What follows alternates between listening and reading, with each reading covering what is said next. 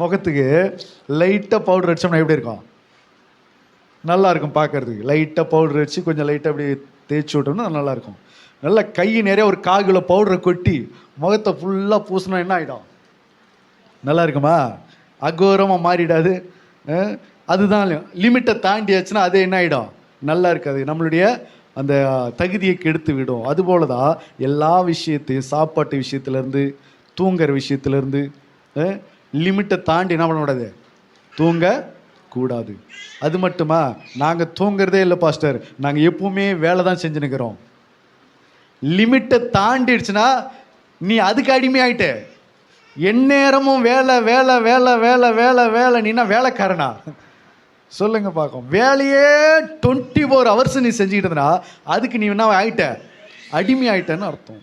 அப்போ நீ வேலை செய்கிறதுக்கு கூட என்ன ஆகக்கூடாது? இஸ்ரவேல் ஜனங்களை பார்வோன் எகிப்தில் என்ன செஞ்சான்?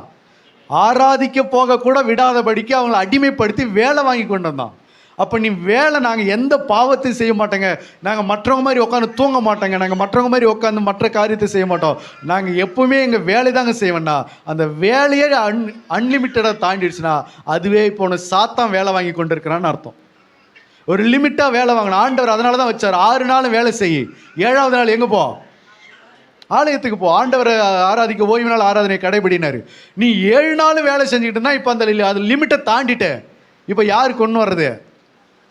ஆராதிக்கவே போகிற நேரம் இல்லை, ஜெபிக்க நேரம் இல்லை, பைபிள் படிக்க நேரம் இல்லை, கர்த்தரை தேட நேரம் இல்லை, எல்லாத்துக்கும் நேரம் இல்லை நேரம் இல்லைன்னு சொல்லிட்டு மார்த்தாளை போல இரவும் பகலும் அநேக காரியங்களினால வேலை செஞ்சு கவலைப்பட்டு கலங்கி கொண்டு வேலையே கெதினி கிடந்தனா நீ லிமிட்டை தாண்டிட்ட. இப்போ நீ எதுக்கு அடிமை ஆகிட்ட? வேலைக்கு அடிமை ஆகிட்ட. சாத்தான் உன்னை எந்த காரியத்தை நீ லிமிட்டை தாண்டி அதை வச்சு உன்னை என்ன செஞ்சிருவான்? அடிமைத்தனத்தில் கொண்டு வந்துடுவான். நீ அதிகமாக சாப்பிட்றியா, அதில் ஒன்று அடிமைத்தனத்தில் கொண்டு வந்துடுவான். டீ குடிக்கிற விஷயம் அதே தான்.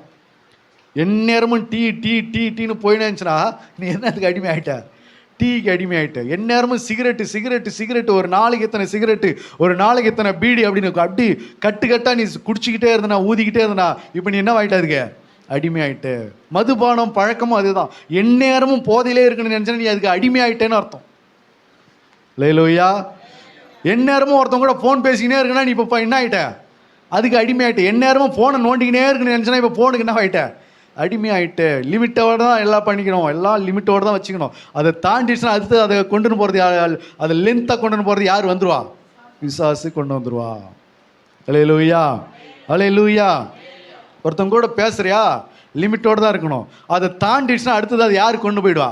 மணிக்கணக்கில் பேசுன்னு சொல்லி யார் கொண்டு வந்துடுவா? உள்ள சாத்தான் கொண்டு வந்துடுவா. நீ பாட்டில் பேசு பேசு பேசு அப்படின்னு சொல்லிடுவான். ஆகினால எல்லா விஷயமும், தூங்குற விஷயத்துலேருந்து, டிவி பார்க்குற விஷயத்துலேருந்து, மொபைல் பார்க்குற விஷயத்துலேருந்து, வெளியில் ஊர் சுற்றுற விஷயத்துலேருந்து, பழகிற விஷயத்துலேருந்து, எல்லா விஷயம். ஒரு மனுஷன் கூட நீ பழகிறியா, அது ஒரு லிமிட்டோடு தான் இருக்கணும். அந்த பழக்கம் அதிகமாகிடுச்சுன்னா நைட்டும் பார்க்கலாம் அவங்க கூட தான் இருக்கிறேன்னாக்கா, வீட்டை பக்கமே வர மாட்டேங்கிறேன், அவங்க கூடவே தான் சுற்றுறேன்னா என்ன ஆயிடுச்சு? இப்போ உன்னை கூட்டிகிட்டு போகிறது யார்? பிசாசு. ஆகினால லிமிட்டை தாண்டிடுச்சுன்னா அதுக்கு நீ அடிமைப்பட்டுடுவே. அந்த அடிமைத்தனத்தை யார் கொண்டு வர்றது? ஏன்னா இதுல இருந்து அவனுடைய எல்லை. லிமிட்டோட இருக்கிற வரைக்கும் தான் அது உன்னுடைய எல்லை. அதுக்குள்ளவே நீ இருந்துக்கிட்டா நீ வெளியில வரலாம், போகலாம், வந்துக்கலாம், நீ எப்படி வேணாலும் உன்னை நீ சேஞ்ச் பண்ணிக்கலாம். லிமிட்டை தாண்டியாச்சுன்னா அதுக்கப்புறம் உன்னை நீயே நினைச்சாலும் என்ன பண்ண முடியாது? சேஞ்ச் பண்ண முடியாது. அதுக்கப்புறம் உன்னை சேஞ்ச் பண்ணலாமா பண்ணக்கூடாதுன்றது யாருக்கு தான்? அந்த கண்ட்ரோல், அந்த அதிகாரம் யாருக்கு போயிடும்? அவன் சாத்தானுக்கு போயிடும். அவன் மறுபடியும் உன்னை சேஞ்ச் பண்ணுவான்னு நினைக்கிற? உன்னை சேஞ்ச் பண்ண, உன்னை ரிலீவ் பண்ண விடவே மாட்டான். அதுக்கப்புறம் அவன் வச்சது தான் சட்டம். அதனால தான் நிறைய பேர் நிறைய பாவத்தில் மாட்டிக்கிட்டு என்னால் இந்த பாவத்தை விட முடியல, இந்த பழக்கத்தை விட முடியல, இந்த காரியத்திலேருந்து என்னால் வெளியில் வர முடியல. அல்லேலூயா. ஒரு நாள் நான் சர்ச்சில் இருந்தேன்.